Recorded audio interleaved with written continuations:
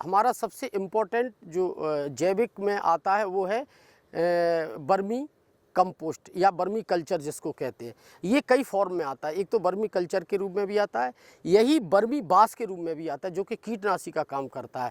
ये जो बर्मी कल्चर है वो आपने जैसा कि हमारे किसान भाई करते भी आए हैं और बहुत जगह हो भी रहा है कि ये जो बर्म्स हैं, ये बर्म आप बाज़ार में आज का रेट आज से कम से 2 साल पहले 50 रुपये किलो जो केचुआ आता था वो आज 300 रुपये किलो केचुआ हो गया है।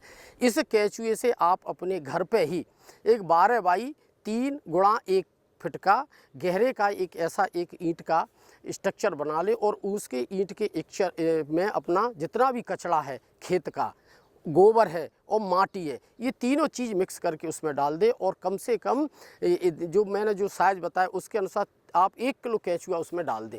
इसका बनाने का सबसे तरीका है कि सबसे पहले मिट्टी नीचे की तरफ, फिर उसके तरफ कचड़ा, फिर उसके बाद गोबर और फिर केचुआ। इस प्रकार का ये क्रम आपका कम से कम 1 फीट तक चलेगा।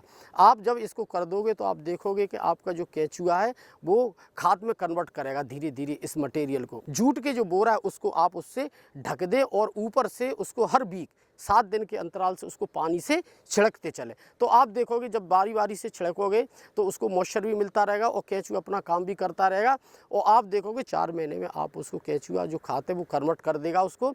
और आप उस केचुआ वाले खाद को जब उंगली से आप देख ले कि सभी केचुए जब नीचे पहुंच जाए तभी आपको उठाएं। यदि आपका उंगली आप गड़ा के देख ले, यदि केचुआ ऊपर है तो आप उसको टच ना करें। जब पूरा केचुआ में नीचे पहुंच जाए आप ऊपर वाले पदार्थ को इकट्ठा कर ले, एक बढ़िया चलना ले ले, उससे छान ले और छानने के पश्चात जो उसको बोरी में रख ले, उस कंपोस्ट को आप ले लें और पौधों में फसलों में जो भी आप डालना चाहे वो आंवले की फसल हो, चाहे गुआवा की, अमरूद की फसल हो, चाहे आपका खरीफ की फसल हो, चाहे रबी की फसल हो, कोई सी भी फसल हो, आप उसको अतिरिक्त और उसमें गोबर मिला के बढ़िया सड़ा हुआ पका हुआ गोबर हो बढ़िया, उसके साथ मिला के आप पूरे खेत में डाल दें। जैसा कि किसान भाई आप सब लोग जानते हैं कि केचुआ को हम किसान का मित्र कहते हैं।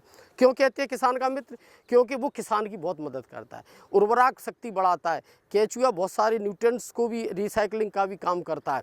और कहने का मतलब है कि केचुआ जो किसान का मित्र था, वो जो केचुआ अभी जो ख़त्म हो गया वो केचुआ दोबारा फिर पुनः अपनी अवस्था में आके और नाइट्रोजन फिक्सेशन का काम करते हैं। बहुत सारा जो पोटास है उसका भी फिक्सेशन को भी उसको ख़त्म करता है। बहुत सारी ये गतिविधियाँ करता है मिट्टी में जाकर, मिट्टी की कुल मिला के उर्वरक शक्ति को बहुत अच्छा बढ़ा सकता है। एक सबसे इम्पोर्टेंट क्या आता है कि अभी हमारे किसान भाइयों को हमने कई जगह करवाया भी है। कुछ केचुआ आप ले ले, 1 किलो केचुआ एक मटके में रख ले और उसमें पानी से उसको मटके में पानी भर दे, कुछ गोबर का पानी मिक्स गोबर करके वो डाल दे। आप देखोगे उसमें एक नीचे छेद कर दे, मटके में बूंद बूंद टपके जो एक्सट्रैक्ट जो उतरेगा उसको हम बोलते हैं बर्मी बास।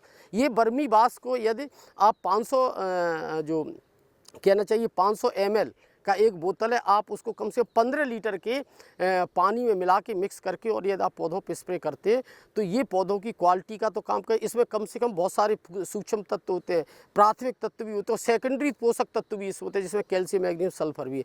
कुल मिला के ये कम से कम 10 से 11 जो पोषक तत्व हैं वो अपन बर्मी बास में पाए जाते हैं। और जो कि ये बर्मी बास यदि आप अपने खेतों में प्रयोग करते हैं तो बहुत सारे जो कहना चाहिए रस चूसक जो कीट है, फ्लाई है, एफिड है, जैसिड है, इन सब का कंट्रोल का काम करता है। तो किसान भाई इसके अलावा ये जो मृदा है उसकी उर्वरता को भी बढ़ाने का काम करता है, जीवों की संख्या को बढ़ाने का काम करता है, जो हमारे किसानों के भूमि की उर्वरा शक्ति को बढ़ाता है।